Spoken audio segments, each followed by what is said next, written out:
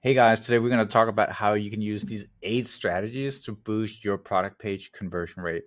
So I'm going to go through it right here. I have it on the screen in front of me. Number one is an old one that you probably are familiar with, which is using user-generated content, but I just see it being used incorrectly all the time. This means that people tend to never really see it, or it's irrelevant. It could be like an Insta feed of your latest 5 posts, not really relevant to the product you're selling.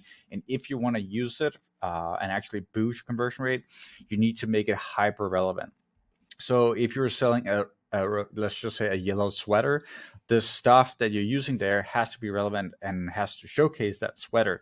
So I really like to get customer photos, customer videos, testimonials, all that stuff. That is super, super powerful because you cannot really fake these kind of things. Once you have a video up there with a customer's name or let's say IG tag on it, they could verify all that information themselves. So it's very, very powerful to put it up there. Maybe it's from Instagram and then put their IG tag or hashtag in there as well, a handle, sorry. Another thing you can do is you can use influencers. That's not really user generated, but you can get what is known as honest opinions. So you hire a creator to create a videos, which is like a testimonial, and they're expected to give their honest opinion and not just say something great because you paid them to do it. You can use Crewfy, you can use Billo. I'm really big fan of Billo. We actually do content creation for a lot of our clients. So clients will come to us and say, can we get 10 videos created, testimonials or like ads or whatever it is, and we'll get that done. And we use different apps, Crewfire, Billo. We use different ones where we can find influencers, and then we get all that recorded, edited, and sliced and diced up for ads and so on. So it is super, super useful. Strategy number 2 is creating an irresistible offer, and this one is a bit longer, but I think it's the most important one of all the strategies. So if you can only do one thing, be sure that your product page has all these points on the page. The number one thing to do, the first one, is to really be clear in your messaging. And this really means that you need to explain to the customer specifically what they can get out of using your product. That would be, you can lose 5 kilos in 7 weeks or whatever it might be. So be specific about what they can lose or what they can gain, the time frame, and the amount of investment and commitment that's required from them. So being super specific like that will really help up creating a great offer for you. It also means that you should probably dial back the amount of content you have on your product page. If you have way too much content, it literally means that people will be overloaded and they will have paralysis and they won't take action. So make sure to hide, your long descriptions. People can click if they want more information, but don't overwhelm them with content up front because literally people will take less action. We have so many tests that actually verifies this. Then you need to offer great value, and this is something that you want to make sure it's desirable, your product you're offering. So if your product is very uninteresting, people are just not going to take action. So can you add something to give more value? It could be that the product comes with support for a month or two, or it could be something else that really makes it a bit more interesting. And if you're selling something like a service or whatever, you want to make sure that the service is desirable. So you want to back that up by having people actually being able to, vote for what you're saying, and you want to be able to show the results. So make it desirable. This is really, really important. And if you don't have that, then it's just not going to be a good offer for you. Discount or adding a premium is pretty interesting. That's something that I see a lot of people do, but sometimes they forget that you don't always have to discount. Sometimes you can offer premium as well. So that could be, for example, a bonus that makes it an irresistible thing to pass up on. And that bonus could be, something that has urgency added to it. So basically, maybe you can only get that bonus if you sign up this month or today or this week. So adding a premium, it could also be that if you sign up now, we're going to send you something extra, or we're going to be giving you support, or we're going to be doing something to make it feel much more premium that you really have to take action now. So that's really, really key. And for product pages, if you're selling, physical products, I always recommend adding bonuses. That can be, ebooks. It could be additional products. It could be samples. It could be that you have a relationship with other brands. You get a sample from that brand as well. So you could do tons of different things in order to add premium stuff to it. And if you want to go discounting, you can do that too. Make sure that with the discount, the AOV is quite up there, so you can make it work at scale in terms of advertising and so on. So I like to have around 20 to 40% discount on these kind of offers, because if it's any less than that, then it's just there's no sort of feel that this is an irresistible offer. So you need to be a little bit higher up. And if that discount then makes it so that your AOV is too low, then add more into the bundle. So bundle things up together so that you can offer a higher discount. You also want to explain your offer and what you gain from it in bullet points. So let's say I'm offering protein powder and I want to sell that, but I want to make sure that I highlight in bullets the benefits of our protein powder. Maybe it's that it's organic, maybe it comes from like premium sources. All these kind of things you need to lay out in bullet points so it's easy to digest and they understand your offer, right? So you want to just bullet point out and don't write huge walls of text. Another thing, and that's number 5, which is require response immediately. This is pretty big. So this is urgency. If you don't take action right now, this offer may never come back. So you want to make sure that you say things like a limited stock. You want to maybe use a countdown system. So it counts down how long the offer is available. I love to showcase how much stock I have left and estimations of when we'll run out of stock. That's kind of cool. And it tends to work extremely well. So you could do like a progression bar to show how little stock that was left compared to what you had initially. That really helps a lot. So creating a response that making it possible for people to take action because it is so desirable and it feels like that offer is going to go away. That's a huge one.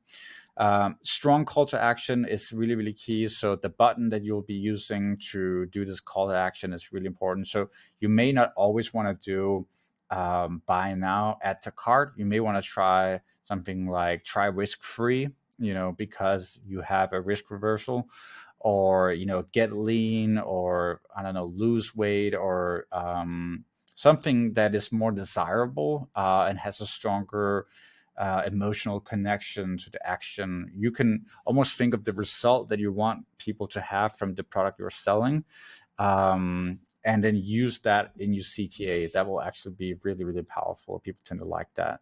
But otherwise, a go-to for me is always try risk-free, a free trial, or whatever you can do to make it seem less of a risk to take action.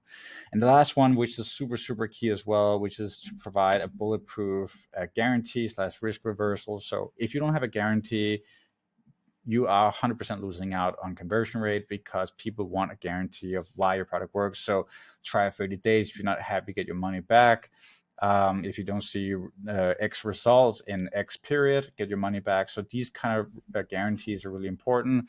And you can talk about the benefit you want them to achieve, certain things you want them to achieve in a certain time frame. And if that is not, that doesn't happen, then they can ask you to get their money back or whatever it is. And this is really key, guys, because if you don't have a guarantee, it's like you don't trust that your product will deliver the results you just outlined for them. So having a guarantee is like you putting, you're basically saying, I'm going to live up to what I'm saying. And so that's why it's so important to have that. And risk reversal is just the same thing, but it's literally a way for them to opt out, get their money back, get their time back, whatever it might be. And that's key. Strategy number 3 is personalized recommendation. This one is kind of nice. We use it for all our stores and all our clients. So we use apps on Shopify for personalized recommendations, using AI to understand what usually bundles well together.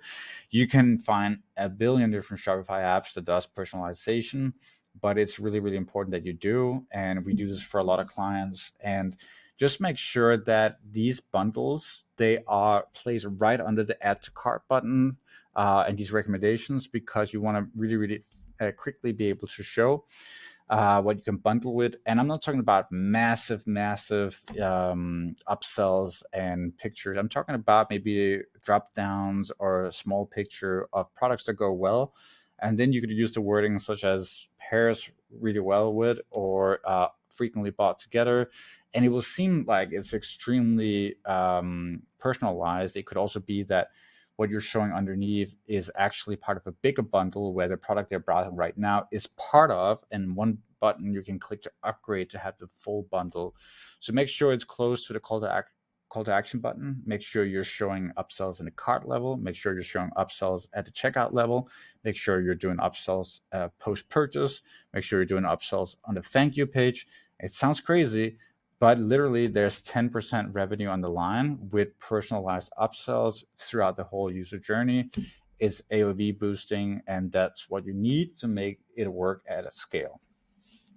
Implementing a video FAQ is going to be awesome for you as well. I actually have an example here of this specific cookie brand, but you can see down here there's a video FAQ. You click on that and she will respond to you. Basically, you can click on a whole list of questions that she had then prepared, and then instead of reading through an FAQ, you're actually browsing the information, and you can add a coupon in here. You can do email capture, which is an amazing way of doing it, by the way. You can also go through hesitations and anxieties you've identified, why people don't want it. For example, if I don't like it, can I get my money back? Is it gluten-free? Whatever it might be for this brand, you will want to make sure you address it here. And also think about it. A lot of brands, now this is a big brand, but a lot of brands are just like, I'm a little bit iffy about this. Do I actually trust this brand? And just by the founder going on stage and basically showing their face in front of the audience here on the camera, it's just a huge credibility booster, because if you were here to scam people, you would never do that. So this is just something that makes people feel good about shopping. And you can do a lot to make them feel connected to your brand. You can tell the story, like why did we start this brand? And if you did extremely well, you could even do a specific little video for every single product, so you can talk about if it makes sense, or it could be product types, because these guys, for example, have different types of products. So might do one for cookie doughs and one for dessert spreads, because there are different things you want to talk about, maybe one for donuts. So you can make it specific to product categories, and that will be really awesome. And if you're selling super high-end products, let's say $400 and above, you may want to do one for each specific product, because you will want to talk about the details of that super high-end jacket you're selling, about the zipper, about the quality of the fabric. And so there's a huge way for people to engage with your content if you do FAQs, video FAQs. And I think that this goes so well with how people like to consume content today, which is, Instagram, TikTok, and so on. So if they can have videos that just go through the product and don't have to read anything, man, that's the best way to sort of understand a product these days. And, she's probably even engaging with the actual product. So she might have it in her hand. You could do the same thing as well. So it's just awesome in many, many ways. The specific app that she's using here is called Toll Story, and I'll include a link in the description of this video as well, where you can sign up. It is an affiliate link, but again, it will not cost you anything else. It will not cost you more, and it's totally optional if you want to use it. But that's one we use for all our clients. That was video FAQ. Strategy number 5 is implement exit intent pop-ups. And this one is really, really good, because you can capture a lot of the people that are leaving your website. So you can literally go on your website now, install something like Optimunk, which has an exit pop-up plugin. And you can set it up, and when people sort of browse the site in a certain way that it will appear that they will leave, then this will pop up and they can get an exclusive discount. And this can be extremely good in order to capture those people that otherwise leave. So I definitely recommend setting that up, and then just working with the exit intent details. There's different sliders you can turn off and off, and you can be a little more aggressive with it. But it's a good way to capture emails, discount codes, and get people that wouldn't shop to just go ahead. So I definitely recommend setting that up ASAP.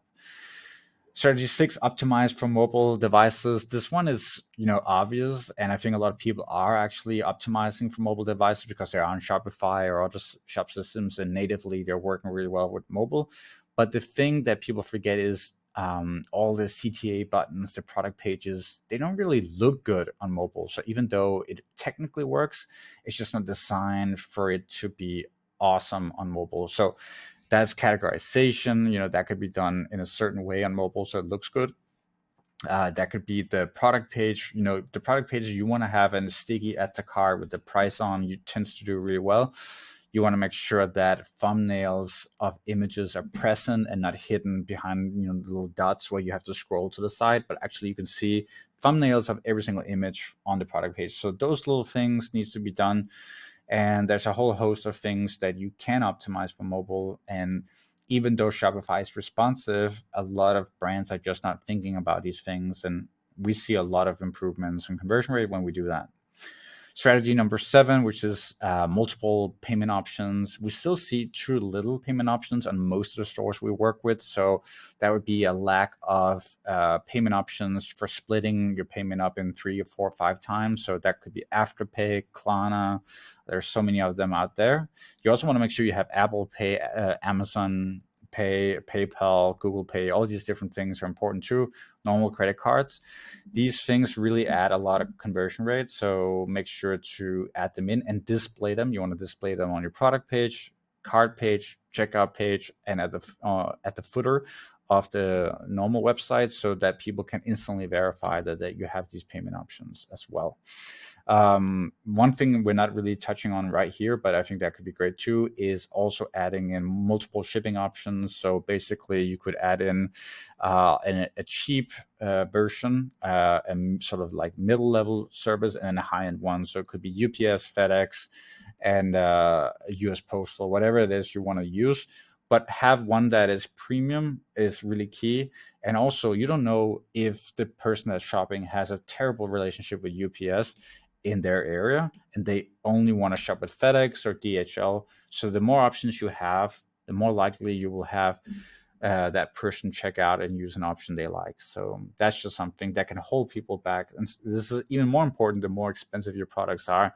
The more expensive your products are, the more anxiety people have about their products getting lost and having to deal with that whole process. So make sure you have plenty of shipping options. Final strategy is apply scarcity and urgency tactics. Some people think it's like unethical to add in like a countdown or something else, but I think it's fine if you add a countdown for a specific offer to stay in place. So for example, if you check out in the next 10 minutes, we are happy to provide you with 20% off. So you can do that kind of thing.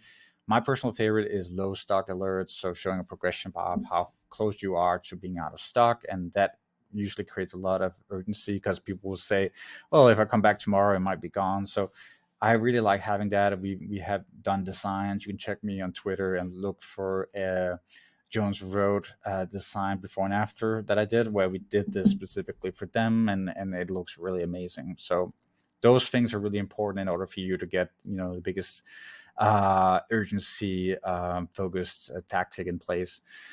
One thing I haven't mentioned here that I just want to finish off this video with is you can add something called shipping protection as well. This is something that a lot of brands are using, and they're adding a little bit of AOV to every single order. So, shipping protection is a guarantee that if the mail is lost, then they will get their money back, and you will also be able to get that money back as well from the shipping company. So that's something you can add, and it can add another $3-4 extra dollars to your store. I recommend trying it out, and then I also recommend for your shipping to split test the cost of the shipping. So let's say it's at $5, split test it at 5, 6, 7, 8, 9, 10, and when you see that it's going lower, like in terms of your conversion rate, then you stop. So you should split test your actual prices. Anyway, guys, this was a lot of information. It's a very long video, but I just wanted to say that if you want more of these videos, please let me know in the description below, and I will be doing more of these sort of advanced guides to conversion rate. This one was focused on product pages. Please subscribe to my channel as well. That helps me just make sure that I get more of this done and prioritize this in my daily life. So hopefully this was useful, and we'll speak soon.